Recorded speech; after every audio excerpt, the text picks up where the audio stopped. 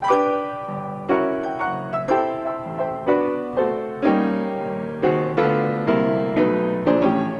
I'm Gail Bleckman. I'm a filmmaker.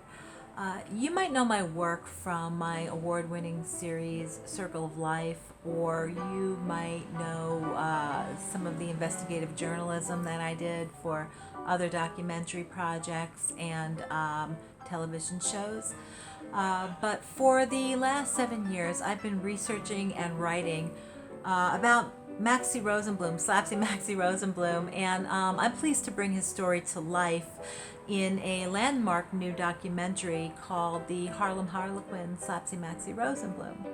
So, just who is Slapsie Maxie, you might ask? Okay, that's a fair question. He was a Jewish American entertainer who touched countless lives and inspired characters on stage and in film, and he helped change the face of American comedy last century. But before all that, Maxie held the light heavyweight championship title for 4 years. He honed a boxing technique that helped earn his nickname Slapsie Maxie. He also had this bob and weave style that made him very difficult to hit, and later that style was adopted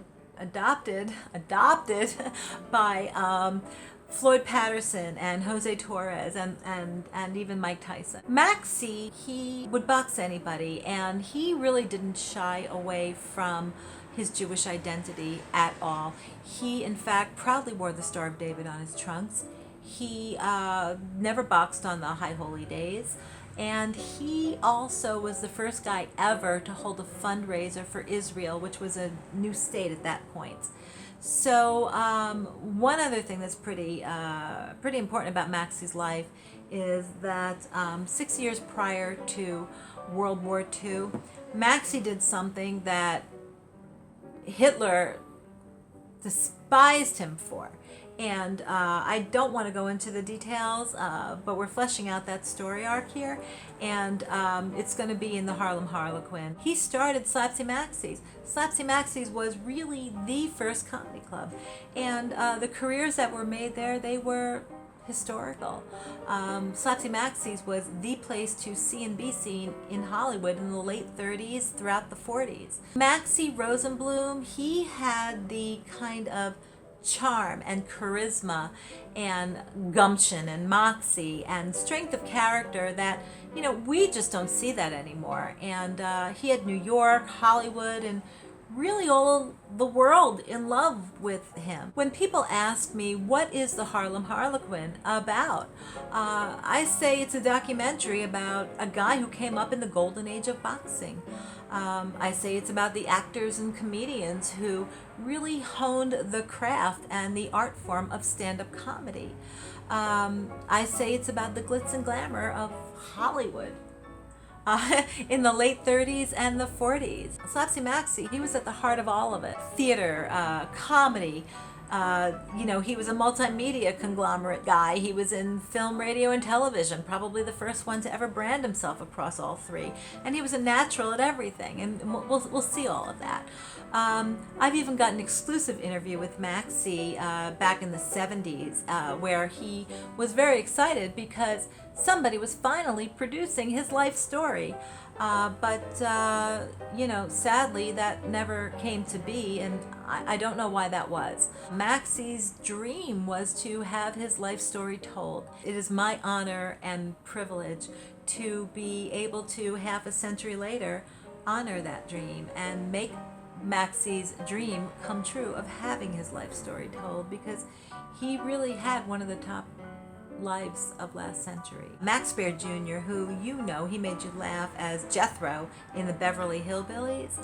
Well, Max knew Maxie. His dad, Max Baer Sr., the boxer, he knew Maxie. He was friends with Slapsie, and they went on tour together. They were billed as the two Maxies. They performed everywhere as a comedy duo, from the Borscht Belt to the Bible Belt to the California Delta. And you're going to see something in this documentary you're not going to see anywhere else. If somebody said, hey, I'm going to produce a Maxie Rosenbloom documentary, I would say, okay, great, go. He's not going to have what I have. An original interview with actor Dick Van Patten and quite a few others. Some of our most beloved entertainers, they were friends with Maxie, or they hung out at Slapsie Maxie's, or they performed at Slapsie Maxie's. Some of those names, okay, I'll name drop. George Raft, Clara Bow, Carol Lombard, Clark Gable, Cary Grant, Myrna Loy, Lucille Ball, who was friends with Maxie, Desi Arnaz, Jackie Gleason, Danny Thomas, Ronald Reagan, Sammy Davis Jr., George and Gracie, Milton Berle, and a cavalcade of others. They all went to Maxie's place. And oh yeah, two guys that you probably have heard of. I'm taking a shot in the dark that you have. Dean Martin and Jerry Lewis. I have footage of Jerry where he specifically says what Slapsie Maxie's did for his and Dean's Hollywood career, and how important and relevant he felt that Club Slapsie Maxie's was to comedy. The funds raised through this campaign, they're going to go a long way to help cover the expenses that will incur to finish this documentary, and licensing rights, acquisition fees, insurance, distribution costs, some more of the principal photography and post-production costs. That's what the money's going towards. Simply put, I need your help in finishing this important documentary. Maxie Rosenbloom, he touched countless lives, both in and out of the ring, and I want to properly pay homage to and honor this sports and entertainment giant who paved the way for so many others. Slapsie Maxie, he is sport history, he is Hollywood history, and he is American history.